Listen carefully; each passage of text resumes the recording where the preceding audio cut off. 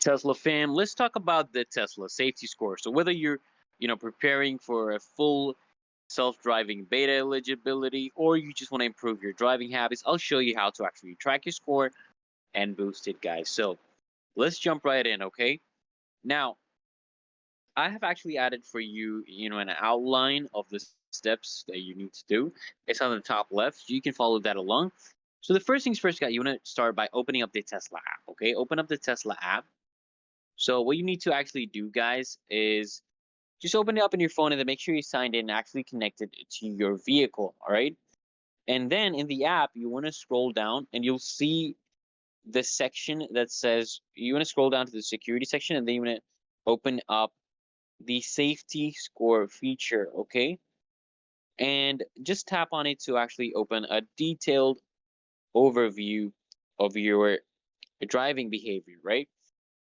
And let me explain to you the metrics, okay? The metrics that make this up. Well, your safety score is based on five key metrics. One is your forward collision warnings per 1,000 miles. The second one is your hard braking incidents. Third is your aggressive turning.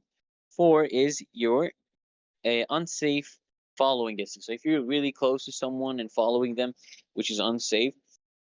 And then the other one is forced autopilot disengagements. Okay, so each is weighted.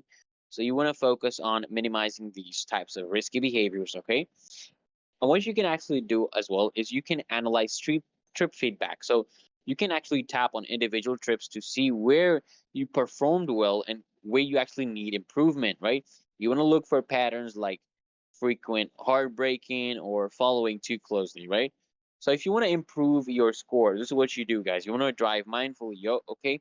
You want to maintain safe following distance. You don't want to be too close to other people. You want to avoid sudden braking unless it's actually necessary. Okay, keep your turn smooth and controlled, and you want to use autopilot responsibly to prevent forced, disengagements, right? And then, guys, what you'd lastly want to do is just monitor progress slowly. So you just want to check back often to see how your changes actually affect your score. Consistent, safe driving over time will actually lead to better results, right? And that's it, guys. With these tips, guys, you'll be well on your way to mastering Tesla's safety score. Guys, make sure you hit that link in the description, guys, to find out ways to upgrade your ride even further.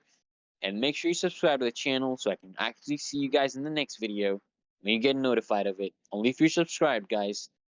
Go